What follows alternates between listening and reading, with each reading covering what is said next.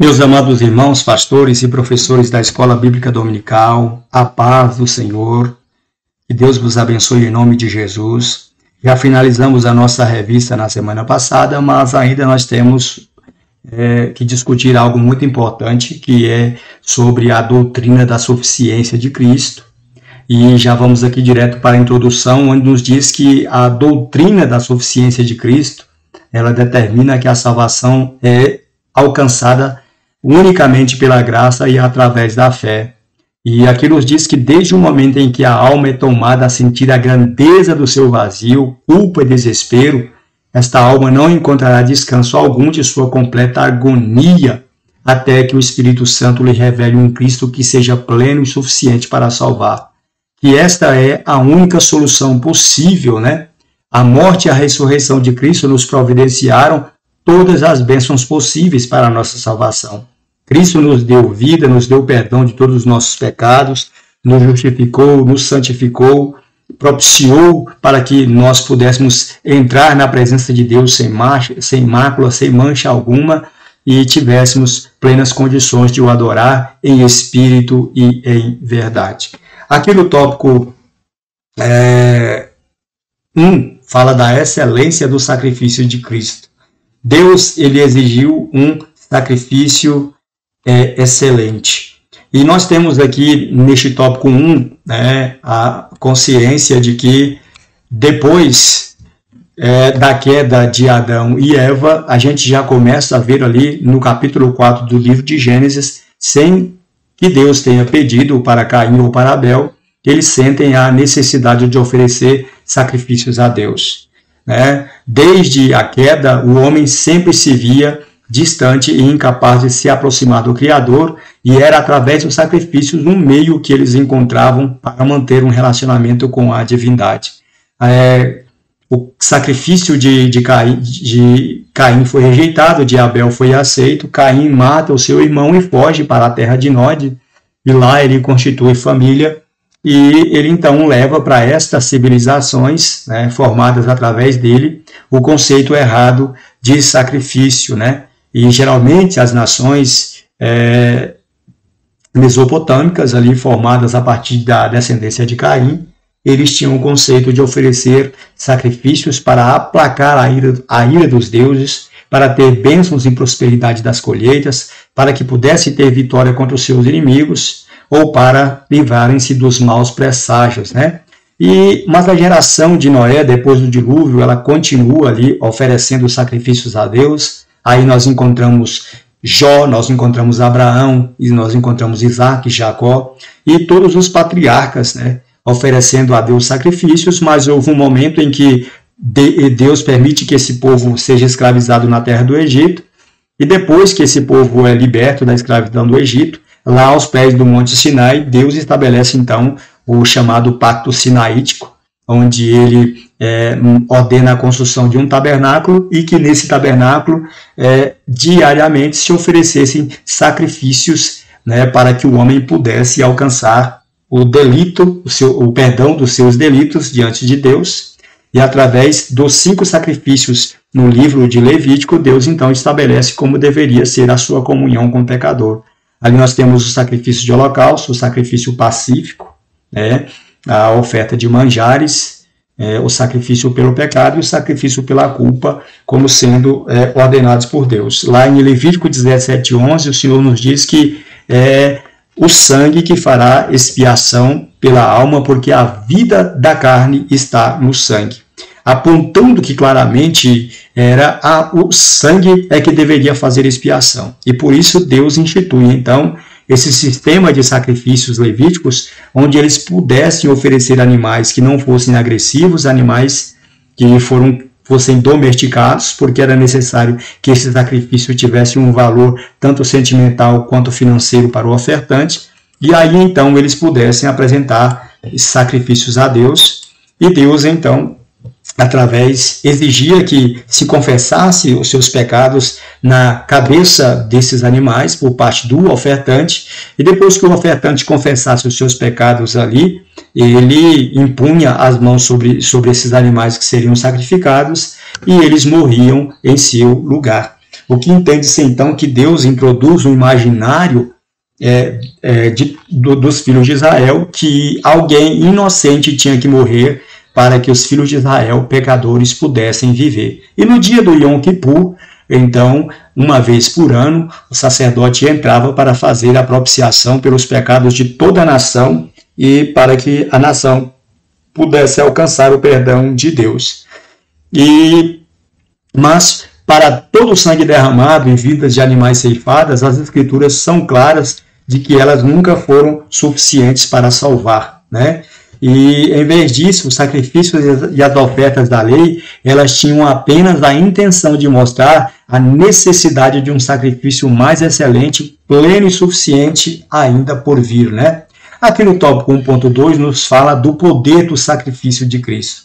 E nos diz que, ao longo da história de Israel, embora Deus tenha requerido a morte de animais para que eles pudessem fazer propiciação em favor do homem, Deus não se agradava em ver esses animais morrer. Salmo 40, por exemplo, diz: sacrifício e oferta não quisestes. Pois Deus ele tinha um sacrifício em mente, um sacrifício maior e mais eficiente. Deus diz em Isaías 40:16 que nem todas as árvores do Líbano bastavam para que se oferecessem holocaustos e sacrifícios, né? Mostrando-nos que por mais que animais fossem mortos e sacrificados, eles jamais conseguiriam atingir a plena validade e eficiência do sacrifício de Jesus. Hebreus capítulo 4, versículo de número 10, nos diz então que é impossível que o sangue de touros e de bodes retire os pecados, né? E que o sacrifício de Cristo oferecido pelo Espírito Eterno é o único que pode purificar para sempre a consciência do pecador e remover o sentimento de culpa, do seu vazio que existe em seu coração. Hebreus capítulo 9, versículo 14 e 15 diz que é por isso que o sangue de Cristo, aqui diz no versículo 13 do capítulo 9 de Hebreus que porque se o sangue de touros e de bodes e a cinza de uma novilha espargida sobre os imundos os santifica quanto à purificação da carne, quanto mais o sangue de Cristo, que pelo Espírito Eterno se ofereceu a si mesmo imaculado a Deus, purificará as vossas consciências das obras mortas para servirdes ao Deus vivo. O versículo 15 diz então que para este efeito Cristo é o único mediador, o mediador de uma nova aliança, né? De uma nova aliança que Deus está estabelecendo com seu povo. Uma aliança não mais com sacrifício de animais, mas uma aliança que se começa a partir da sua morte na cruz do Calvário, inaugurando um novo tempo para a humanidade e um novo tempo também para todos aqueles que servem a Deus. Somente um sacrifício com tal poder seria pleno e suficiente para nos salvar.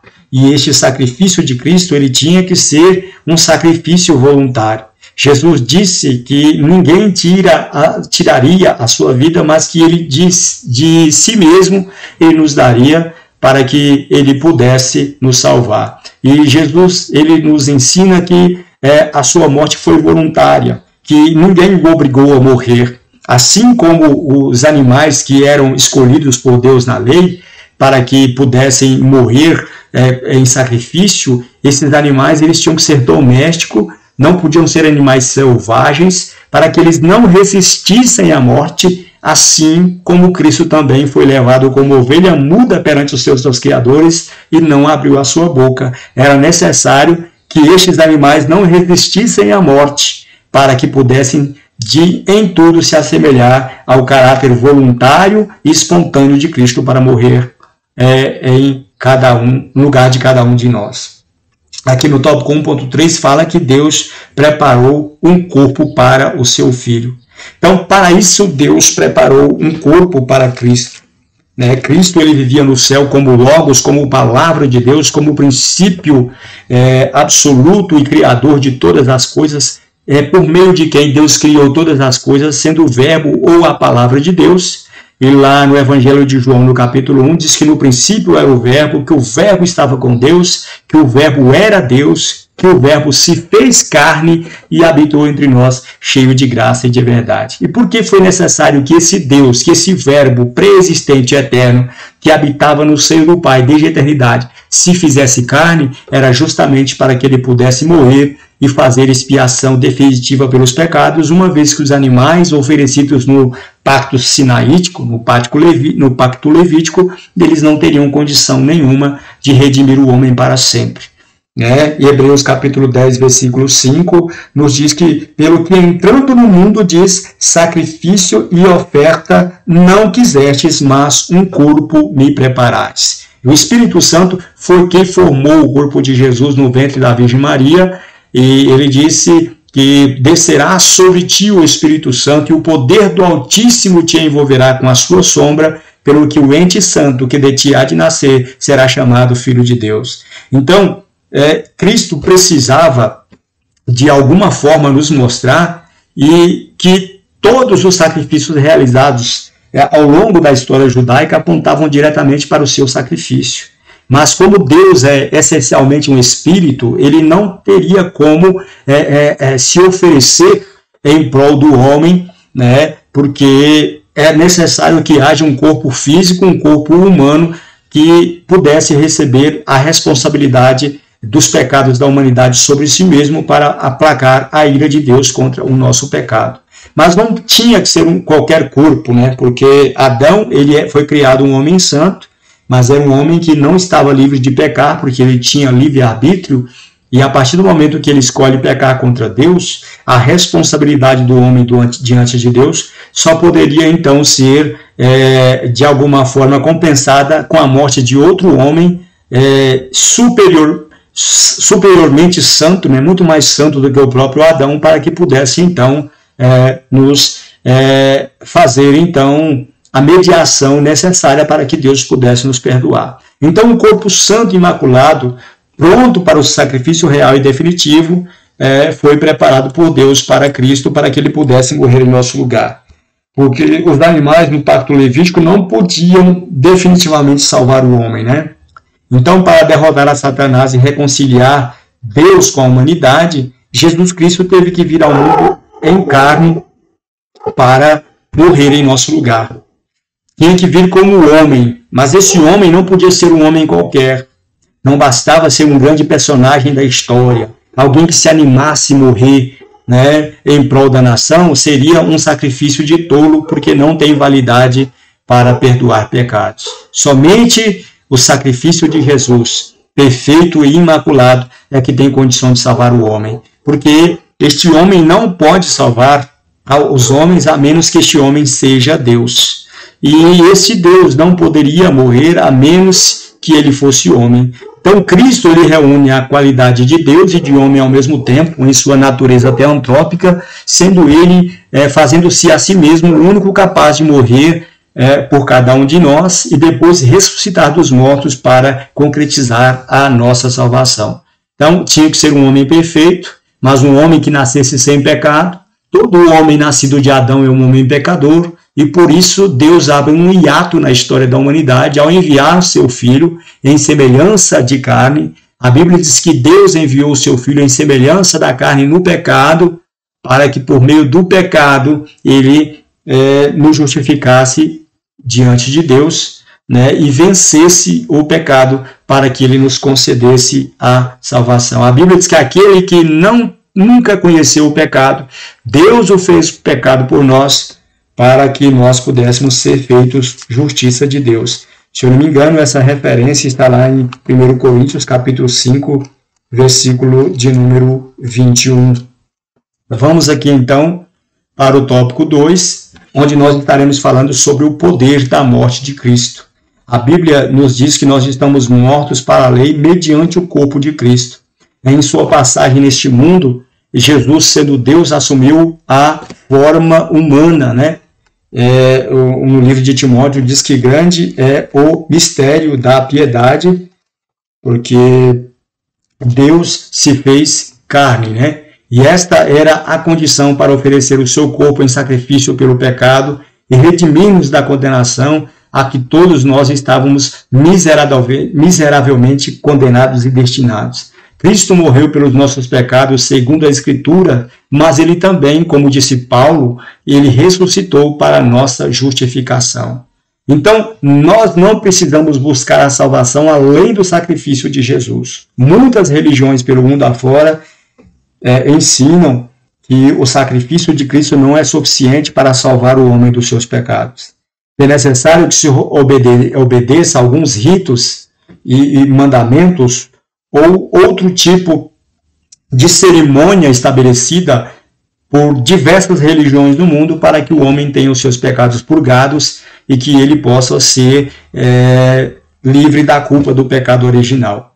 Mas o pecado, ele não pode jamais ser destruído todos os seus efeitos na vida do homem, a não ser pelo poder do sacrifício eterno e verdadeiro de Cristo.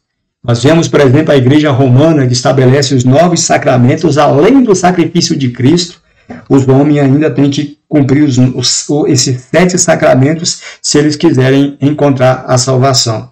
Colocando então a base da salvação mais na obra dos homens e nos méritos da própria Igreja do que na pessoa e no sacrifício de Cristo. O budismo, o espiritismo, o confucionismo, o rosacruzismo, todos eles ensinam que existe então a necessidade do homem cumprir alguns rituais de purificação, de autoflagelamento, de autopenitência, para que eles possam ser perdoados dos seus pecados. E nós entendemos que as Escrituras Sagradas nos diz que é impossível que o homem consiga perdão dos seus pecados através de obras ou de atos humanos, que somente o sacrifício de Jesus é que teve condições de nos perdoar. Nós fomos reconciliados com Deus foi através da morte de Cristo. Outro grande problema que nós tínhamos era a nossa sentença de morte para com a lei de Deus, porque a lei de Deus requeria uma justificação, requeria um juízo sobre o pecador, e Cristo ele morreu em nosso lugar para que nós pudéssemos então alcançar a salvação. Romanos capítulo 5, do versículo 8 ao 10, nos diz que Deus prova o seu amor para conosco pelo fato de ter Cristo morrido por nós, sendo nós ainda pecadores, e que agora, sendo justificados pelo seu sangue, nós também seremos por ele salvos da ira. Porque se nós, sendo inimigos de Deus, nós, irmãos, fomos reconciliados com Deus pela morte de Cristo, a Bíblia diz que muito mais agora, estando já reconciliados, nós também seremos salvos pela sua vida. Então, Cristo foi quem nos deu as condições para que nós pudéssemos nos salvar. E a lei, ela era a cédula, o escrito de dívidas que nós tínhamos, diante de Deus, e nós jamais conseguiríamos pagar esta dívida, do pecado diante de Deus, e somente Cristo foi o único capaz de nos propiciar, então, o livramento desta condenação, da exigência da lei, para que houvesse a punição do pecador. Colossenses capítulo 2, versículo 14 até o 15, diz que havendo ele riscado a cédula que era contra nós e nas suas ordenâncias, a qual de alguma maneira nos era contrária, ele a tirou do meio de nós, cravando-a na cruz, despojando os principados e potestades, os expôs publicamente e deles triunfou em si mesmo.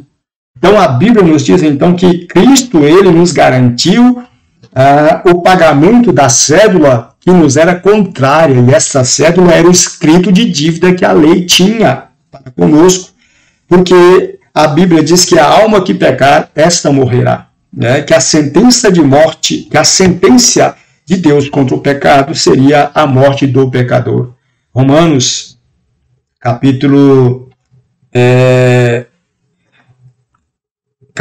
3, se eu não me engano, nos ensina que Romanos capítulo 6, versículo 23, nos diz que o salário do pecado é a morte, mas o dom gratuito de Deus é a vida eterna por Cristo Jesus, nosso Senhor.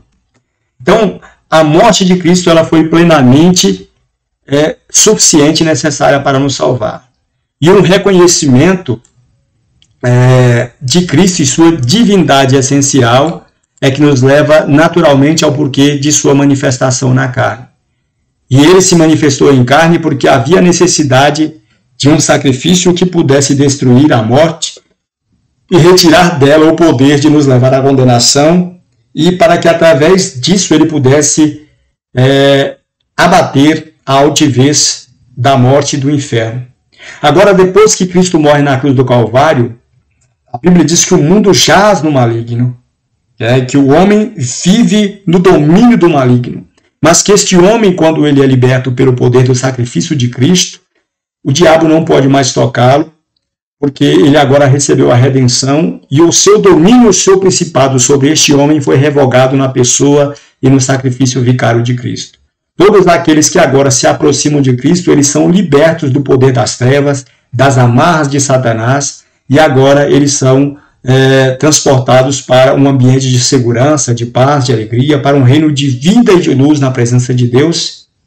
E então o sacrifício de Cristo ele foi suficiente para nos reposicionar a esta condição de filho de Deus. Nós éramos inimigos de Deus por causa da ignorância que havia em nossos corações, e nós estávamos mortos em nossos delitos e pecados, mas a Bíblia diz que, vindo o Senhor, ele evangelizou a paz para aqueles que estavam perto e também para aqueles que estavam longe. Nos diz também que nós éramos inimigos de Deus, que éramos filhos da ira, como também os demais, né? E que nós andávamos no desejo da nossa carne, fazendo a vontade da carne e dos pensamentos, e que nós éramos filhos da ira como todos os outros. Mas lá em Efésios capítulo 2, versículo 4, diz que Deus, que é riquíssimo em misericórdia, pelo seu muito amor com que nos amou, estando nós ainda mortos em nossas ofensas, ele nos deu vida juntamente com Cristo, e nos ressuscitou juntamente com ele, e nos fez assentar com Cristo nos lugares celestiais. Aqui no tópico 2.3 fala da necessidade de salvação do homem. E a morte de Cristo foi necessária acontecer porque Adão deixou como o primeiro homem, Adão deixou o pecado entrar no mundo, e também pelo pecado a morte. Por isso que a morte passou a todos os homens, porque todos pecaram, né? Todos pecaram, mesmo aqueles que não pecaram, à semelhança do pecado de Adão. A morte ela vai imperar desde Adão até Moisés, né? Quando se fala de Moisés, até o fim, né, de todo o sistema sacrificial levítico. Tanto o pecado quanto a morte foram comunicados da raça humana através das propriedades do Adão caído, e porque a Bíblia diz que se pela desobediência de um só muitos foram feitos pecadores, agora de modo contrário, pela obediência de um só, todos nós fomos feitos justos diante de Deus. Nós estávamos sentenciados à morte, condenados à morte eterna, mas quando Cristo vem a este mundo, ele, como o segundo Adão, o nosso segundo representante, faz com que todos aqueles que sejam gerados como filhos de Deus, sejam gerados agora nas propriedades de Cristo e não nas propriedades do Adão caído. Portanto, a nossa necessidade, ela era de uma libertação da posição sem esperança como filhos representados por Adão, caídos e amarrados à escravidão do pecado, mas a partir do momento que Cristo veio na cruz do Calvário para nos salvar, a graça de Deus entrou em ação, e a Bíblia diz em Tito capítulo 2, versículo 11, que a graça de Deus se manifestou, trazendo salvação a toda a humanidade, sendo esta, irmãos, a santa provisão de Deus, enviando-nos o seu Filho, aquele que faria a nossa substituição penal no pecado, aquele que satisfaria o julgamento e a justiça de Deus contra o pecado, e o único que teria o poder para nos livrar da condenação, da morte, nos dando o direito de receber a vida eterna, a saber, a todos aqueles que creem no seu precioso nome. Então, em Jesus, nós jamais entraremos em condenação. João, capítulo de número 5, versículo de número 24, Jesus disse, na verdade vos digo, que quem ouve a minha palavra e crê naquele que me enviou, tem a vida eterna e não entrará em condenação, mas passou da morte para a vida. Tópico 3, a validade do sacrifício de Cristo. Nós temos que entender aqui que não haverá Calvário outra vez.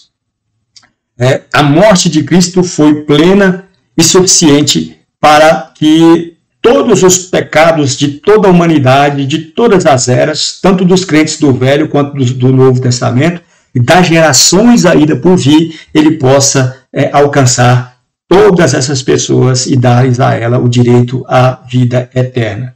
Então, o sacrifício de Jesus é superior a todos os sacrifícios do Velho Testamento e o único provedor do completo pagamento pelo pecado. Ao contrário dos sacrifícios levíticos, que eram repetidos anualmente, se fazendo recordação pelos pecados, somente o sacrifício de Cristo foi o único sacrifício que nos salvou eternamente. E muitas pessoas perguntam se haverá um novo Messias, se de fato é necessário que haja um Cristo que venha para absolver de modo definitivo e absoluto dos pecados da humanidade. Mas este Cristo que muitas outras religiões ainda estão esperando, ele já veio há 2000 anos atrás e realizou um sacrifício perfeito, um sacrifício suficientemente poderoso para nos salvar e nos perdoar de todos os nossos pecados. Por quê? Porque Hebreus capítulo 9, versículo de número 26 e também 27, nos diz que Cristo não entrou em um santuário feito por mãos, que é a figura do verdadeiro santuário, porém no mesmo céu, para agora comparecer por nós perante a face de Deus. E ele também não precisa para a si mesmo se oferecer muitas vezes, como o sumo sacerdote entrava cada ano no santuário, no Santo dos Santos, com sangue alheio, porque a Bíblia diz que de outra maneira seria necessário que ele tivesse que padecer muitas vezes desde a fundação do mundo. Mas agora que na consumação dos séculos, ele se manifestou de uma vez por todas para aniquilar o pecado de uma vez por todas pelo sacrifício de si mesmo.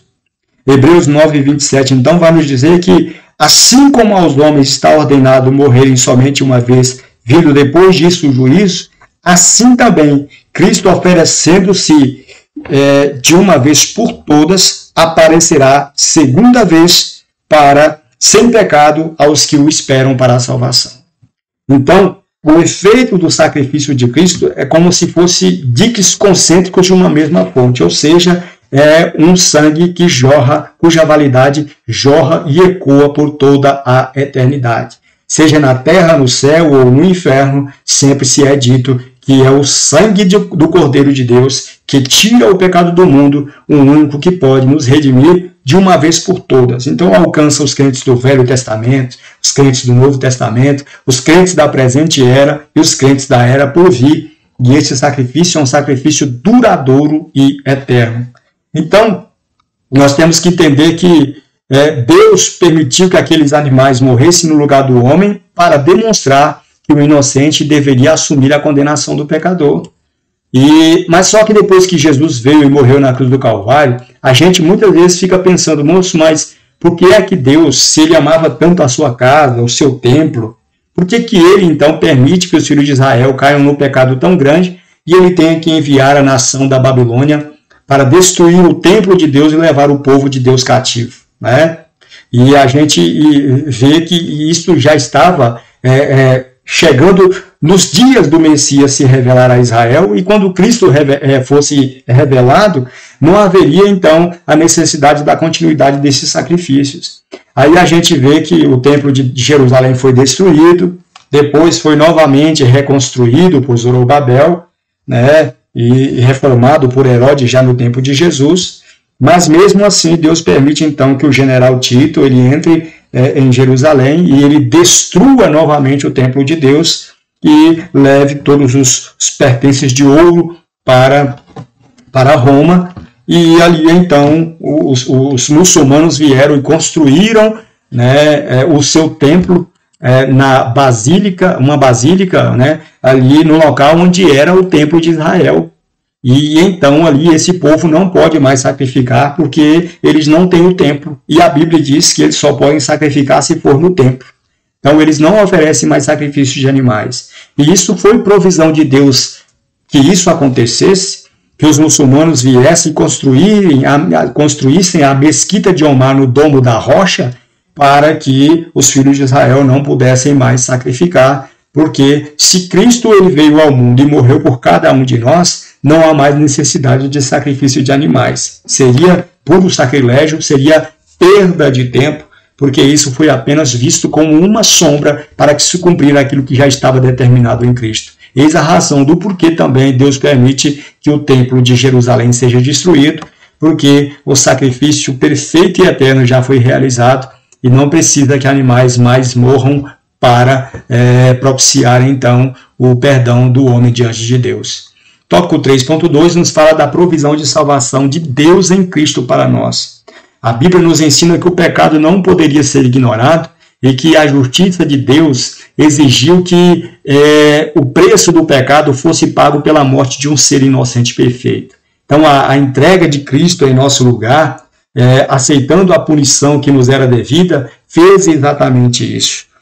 Romanos capítulo 5, versículo 7 e 8 nos diz que dificilmente alguém se animaria a morrer por outro alguém, ainda que esse alguém fosse bom. Mas Deus, ele prova o seu próprio amor para conosco pelo fato de ter Cristo Jesus morrido por nós, sendo nós ainda pecadores.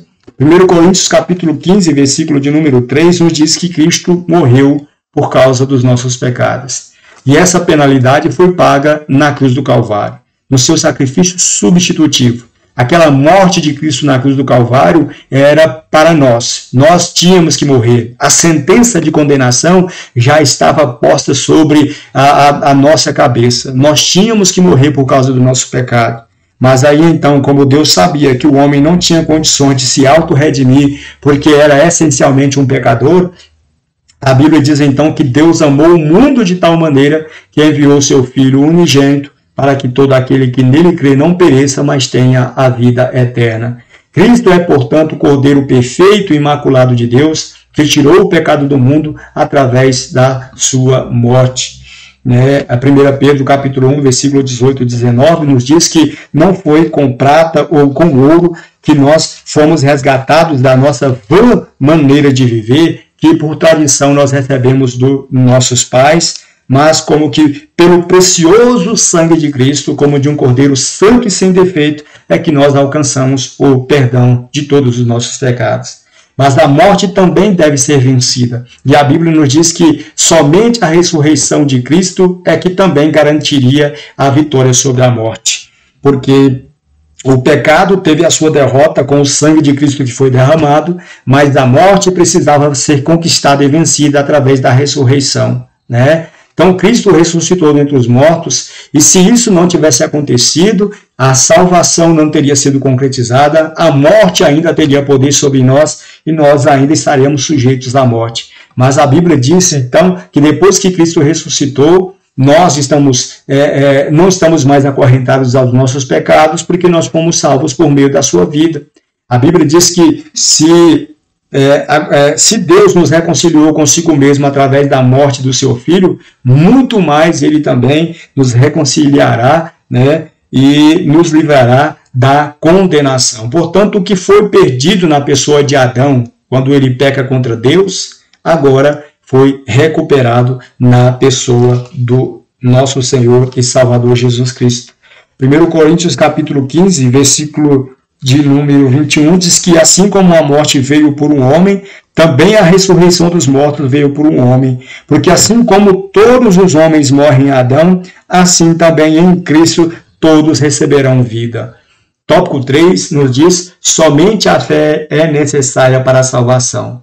O sacrifício de Cristo na cruz do Calvário, ele é fruto do amor de Deus, e não há nada mais que o homem possa fazer. É um mérito único e exclusivamente de Deus, e nós não podemos nada fazer para complementar a resposta do homem para a salvação. A única resposta que Deus requer de cada um de nós é a fé em Cristo. Não crer em Jesus é um pecado tão grave quanto a blasfêmia do Espírito Santo. Rejeitar o sacrifício de Cristo é estar debaixo da ira de Deus e estar condenado ao pecado, à destruição e fatalmente condenado a viver separado de Deus por toda a eternidade.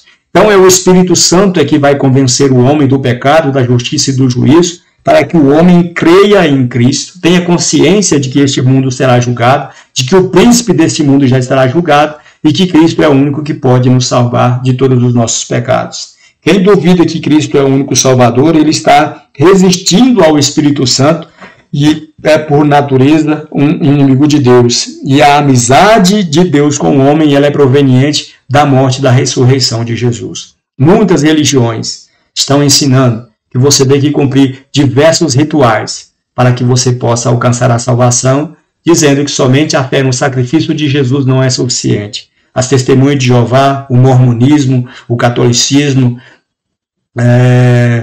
os cristadelfianos, né, e muitas outras religiões por aí sempre colocam outros sacramentos como um meio do homem alcançar a salvação, mas nada disso é necessário. Porque tudo aquilo que Cristo fez na cruz do Calvário já era o que era necessário para que Deus pudesse nos salvar. Nós não devemos nada ao diabo. A única coisa que nós devemos é a Deus, e o que nós devemos a Deus é justamente a nossa gratidão e a nossa fé por ter nos proporcionado tão grande salvação. Então aqui, na conclusão, nós vamos entender que a salvação do homem, ela se concretiza na morte de Cristo e que esta obra realmente nos traz uma alegria profunda e que todos nós agora podemos ser chamados de filhos de Deus, porque Cristo nos justificou de toda a sentença de morte, de toda a vida de pecado, de toda a herança que nós tínhamos com Adão.